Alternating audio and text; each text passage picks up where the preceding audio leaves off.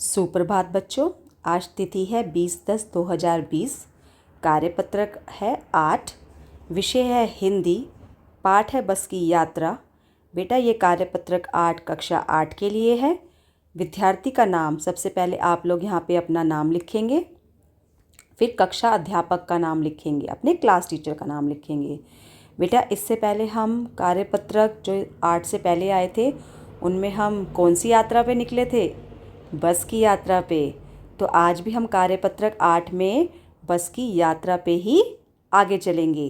तो आप तैयार हो मेरे साथ बस की यात्रा करने के लिए, मज़ेदार वाली? तो चलिए शुरू करते हैं। एकाएक बस रुक गई। मालूम हुआ कि पेट्रोल की टंकी में छेद हो गया है। ड्राइवर ने बाल्टी में पेट्रोल निकालकर उसे बगल में रखा और नली डालकर इंजन में भेजने लगा। अब मैं उम्मीद कर रहा था कि थोड़ी देर बाद बस कंपनी के हिस्सेदार इंजन को निकालकर गोद में रख लेंगे और उसे नली से पेट्रोल पिलाएंगे, जैसे माँ बच्चे के मुंह में दूध की शीशी लगाती है। बस की रफ्तार अब 15-20 मील हो गई थी। मुझे उसके किसी हिस्से पर भरोसा नहीं था। ब्रेक फेल हो सकता है, स्टीयरिंग टूट सकता है। प्रकृति के दृश्य बहुत लुभावने थे। दोनों तरफ हरे भरे पेड़ थे जिन पर पक्षी बैठे थे। मैं हर पेड़ को अपना दुश्मन समझ रहा था। जो भी पेड़ आता डर लगता कि इससे बस टकराएगी। वह निकल जाता तो दूसरे पेड़ का इंतज़ार करता। झील दिखती तो सोचता कि इसमें बस गोता लगा जाएगी। एकाएक फिर बस रुकी। ड्राइवर ने तरह तरह की तरकीब की, पर वह चली नहीं। सभी ने अवज्ञा आंदोलन शुरू हो गया था। कंपनी के हिस्सेदार कह रहे थे, बस तो फर्स्ट क्लास है जी, यह तो इत्तेफाक की बात है। क्षीण चांदनी में वृक्षों की छाया के नीचे वह बस बड़ी दयनीय लग रही थी। लगता जैसे कोई वृद्धा थक कर बैठ गई हो। हमें ग्लानि हो रही थी कि बेचारी पर लदकर हम चले आ रहे हैं। अगर इसका प्राणांत हो गया तो इस बियाबान में हमें इसकी अंत्येष्टि करनी पड़ेगी। हिस्सेदार साहब ने इंजन खोला और कुछ सुधारा। बस आगे चली। उसकी चाल और कम हो गई थी। धीरे धीरे वृद्धा की आंखों की ज्योति जाने लगी। चांदनी में रास्ता टटोलकर वह रेंग रही थी। आगे या पीछे से कोई गाड़ी आती दिखती तो वह एकदम किनारे खड़ी हो जाती और कहती, निकल जाओ बेटी, अपनी तो वह उम्र ही नहीं रही। क्यों बच्चों, बस की यात्रा में आया ना मज़ा? तो बेटा जैसे हम सब जानते हैं कि ये पाठ के रचयिता कौन है? श्री हरिशंकर परसाई जी, जिन्होंने व्यंग्यात्मक विधा का प्रयोग करके, व्यंग्य विधा का प्रयोग करके इस पाठ की रचना की है। तो जैसे हमने अभी गद्यांश पढ़ा उसमें हमने देखा ना कितनी जगह व्यंग्य आया है कि कैसे लेखक जो हैं वो बस के मालिक या बस के जो हिस्सेदार हैं उन पे व्यंग्य कर रहे हैं, उनको बताना चाहते हैं, घुमा फिरा कर बोल रहे हैं कि ये बस अब चलने लायक नहीं है, इसमें आप यात्रियों को सफ़र मत करवाओ। तो वो बार बार व्यंग्य कर रहे हैं ताकि उनके जो मालिक हैं, बस के जो मालिक हैं, वो बात को समझ जाएं और उनको लेखक की बात का बुरा भी ना लगे। तो देखो बेटा, जैसे यहाँ पे बोला गया है कि नली से पेट्रोल पिलाएंगे, इंजन को निकाल कर गोद में रख लेंगे, ठीक है। सभी ने अवज्ञा आंदोलन शुरू हो गया था और वृद्धा थक कर बैठ गई हो। वृद्धा मतलब बस के लिए इस्तेमाल किया गया है। वृद्धा होता है बेटा जब कोई महिला या औरत बूढ़ी हो जाती है, उसे हम बोलते हैं वृद्धा। तो यहाँ पे बस जो है वो भी बहुत ही ज़्यादा बूढ़ी हो चुकी थी, बहुत ही ज़्यादा पुरानी हो चुकी थी। इसलिए लेखक ने बोला कि ऐसे लग रहा था कि कोई वृद्धा थक कर बैठ गई हो। हमें ग्लानि हो रही थी कि बेचारी पर लदकर हम चल रहे हैं। अगर इसका प्राणांत हो गया, यानी इसकी मृत्यु हो गई, इसके प्राण निकल गए, तो बेटा बस तो निर्जीव है, बस के प्राण थोड़ी ना निकल सकते हैं।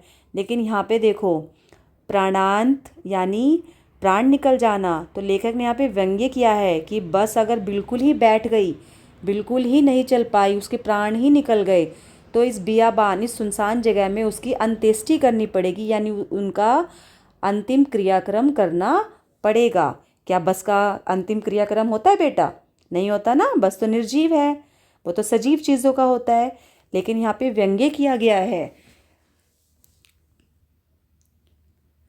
पीछे से कोई गाड़ी आती दिखती तो बस किनारे खड़ी हो जाती और क्या कहती, निकल जाओ बेटी, अपनी तो वह उम्र ही नहीं रही। क्या बस बोल सकती है? लेकिन यहाँ पे बस इतनी बूढ़ी हो चुकी थी, इतनी पुरानी थी कि उसके जो मन की अवस्था थी वो मानवीकरण करके यहाँ पे लेखक ने बताया है। तो शब्दार्थ कर लेते हैं बेटा।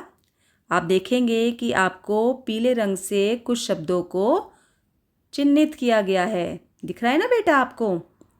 आप देख सकते हैं, उम्मीद, रफ्तार, मील, लुभावने, एकाएक। तो इनके अब अर्थ जान लेते हैं बेटा। एकाएक अचानक, उम्मीद आशा, रफ्तार गति, मील 1760 गज की दूरी, 1760 गज की जो दूरी होती है वो 1 मील होती है। लुभावने मनमोहक या सुंदर, गोता डुबकी, तरकीबें उपाय,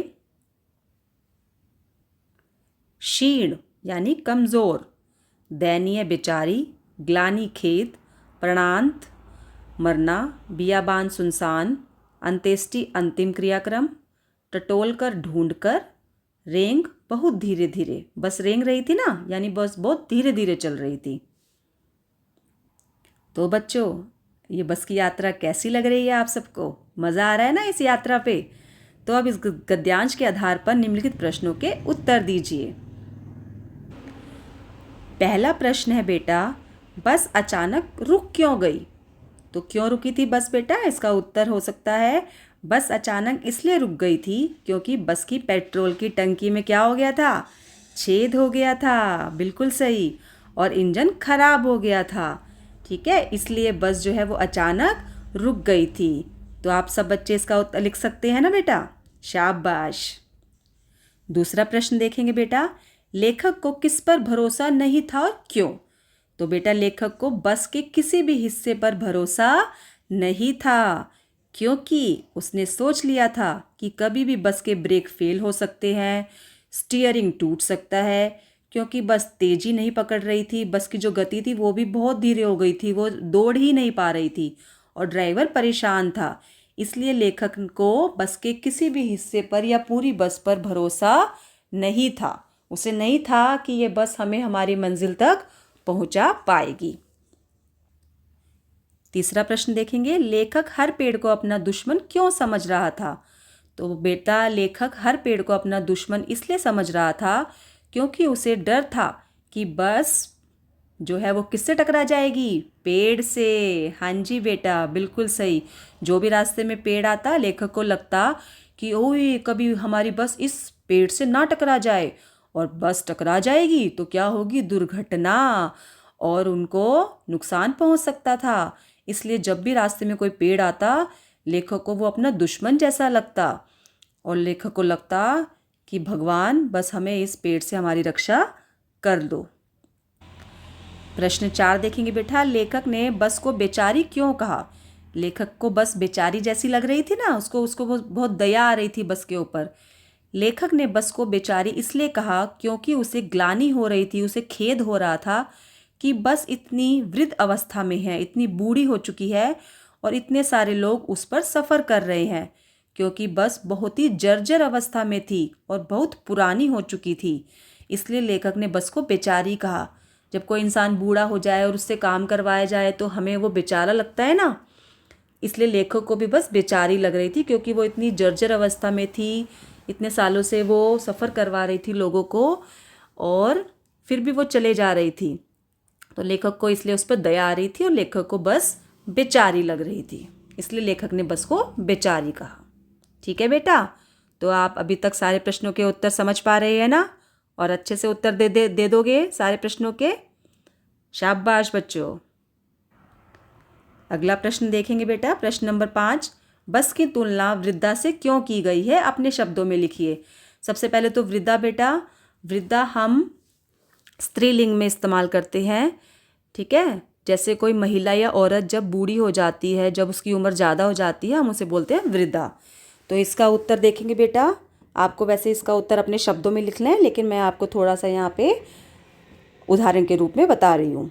बस की तुलना वृद्धा से इसलिए की गई है क्योंकि जब एक औरत बूढ़ी हो जाती है और वह काम करने लायक नहीं रहती, उसका शरीर भी कमज़ोर पड़ जाता है, उसी प्रकार बस भी बूढ़ी हो चुकी थी और काम करने लायक नहीं रही थी। इसलिए लेखक ने बस की तुलना वृद्धा से की है। बस भी बूढ़ी हो चुकी थी, इतने सालों से सफ़र करवा रही थी, और जब एक महिला या एक औरत भी बूढ़ी हो जाती है, कमज़ोर पड़ जाती है, तो दोनों देखो सेम सेम है ना, दोनों एक जैसे हैं, एक समान है। इसलिए लेखक ने बस की तुलना एक वृद्धा से की है। ठीक है बेटा, इस प्रश्न का उत्तर आप अपने शब्दों में लिखेंगे। अब बेटा यहाँ पे आपको प्रश्न नंबर 6 में गतिविधि दी है। लेखक हरिशंकर परसाई द्वारा रचित यह पाठ बस की यात्रा एक व्यंग्य है। व्यंग्य यानी जब बातों को सीधे रूप में ना रखकर इस प्रकार घुमा फिरा कर कहा जाए कि बात बुरी भी ना लगे और समझ भी आ जाए। इस पाठ में भी बहुत से वाक्य व्यंग्य के रूप में कही गई है। जैसे बस डाकिन है, बस को देखा तो श्रद्धा उमड़ पड़ी। बेटा श्रद्धा तो हमारे मन में बड़े लोगों के लिए, जो उम्र में बड़े होते हैं, हमारे दादा दादी, नाना नानी, कोई अंकल आंटी, हमारे मम्मी पापा, ठीक है, उनके लिए उमड़ती है ना। लेकिन यहाँ पे लेखक के मन में श्रद्धा किसके लिए उमड़ी? बस के लिए। तो देखो यहाँ पे लेखक ने व्यंग्य किया है ना। अब आप इस पूरे पाठ में ऐसे और वाक्य ढूंढ कर लिखिए जिनमें व्यंग्य हो, जिनमें क्या हो? व्यंग्य हो। आप इस पाठ पर आए अब तक के कार्यपत्र को अथवा पाठ्य पुस्तक की सहायता भी ले सकते हैं। अभी हमने बस की यात्रा पे जितने भी वर्कशीट की हैं या कार्यपत्रक की हैं, आप उनमें गद्यांश में ढूंढो व्यंग्य, या फिर आप अपनी बसंत की पाठ्य पुस्तक उठाओ, बस की यात्रा पाठ खोलो, उसको पढ़कर समझो और उसमें वो वाले वाक्य ढूंढो जिनमें आपको लगता है कि लेखक ने व्यंग्य किया है। व्यंग्य समझते हो ना, कि बात को ऐसे घुमा फिरा कर ऐसे मज़ेदार अंदाज में बोल दिया कि कंपनी के मालिक या कंपनी के हिस्सेदार को वो बात समझ भी आ गई कि लेखक क्यों बोल रहे हैं, और उनको वो बुरा भी नहीं लगा। तो ऐसे सारे वाक्य आपको ढूंढकर लिखने हैं। कुछ वाक्य बेटा आपको उदाहरण के रूप में मैं यहाँ पे जा रही हूँ। सविनय अवज्ञा आंदोलन शुरू हो गया था। अगर बस खराब हुई तो सुनसान जगह पर बस की अंत्येष्टि करनी पड़ेगी। अंत्येष्टि तो बेटा हम सजीव लोगों की करते हैं, जो जिंदा लोग होते हैं और वो नहीं रहते इस दुनिया में, हम उनका अंतिम क्रियाक्रम करते हैं। लेकिन यहाँ पे तो बस की अंत्येष्टि की बात कर रहे हैं, तो व्यंग्य हुआ। धीरे धीरे वृद्धा की आंखों की ज्योति जाने लगी। आंखों की ज्योति तो इंसानों की जाती है या जानवरों की जाती है, ठीक है, जो निर्जीव चीज़ होती है। क्या उनकी कोई आंखों की ज्योति होती है? बस की कोई आंखों की ज्योति होती है? लेकिन जो बस की हेडलाइट है वो धीरे धीरे मंद हो रही थी, वो धीरे धीरे बुझती जा रही थी। इसीलिए लेखक ने यहाँ पे व्यंग्य किया कि वृद्धा यानी बस, वृद्धा किसके लिए इस्तेमाल किया है? बस के लिए। बस की जो हेडलाइट है वो धीरे धीरे बुझ रही थी। हिस्सेदार इंजन को निकाल कर गोद में रख लेंगे, नली से पेट्रोल खिलाएंगे या पिलाएंगे, जैसे माँ अपने बच्चे के मुंह में दूध की शीशी लगाती है। ठीक। अब बच्चों, कोविड के संदर्भ में उचित व्यवहार संबंधी सीएबी संदेश। अब हमें पता है कि ये ऑनलाइन क्लासेस क्यों चल रही है, कोरोना वायरस की वजह से या कोविड-19 की वजह से। तो बेटा इसके विरुद्ध जो हम लड़ाई लड़ रहे हैं, पूरा देश, पूरा जो सारे देश हैं, पूरा विश्व जो है वो मिलकर लड़ाई लड़ रहा है ना इस वायरस के खिलाफ। तो उसमें सुरक्षित रहने के लिए हमें क्या करना है? मास्क पहनना है।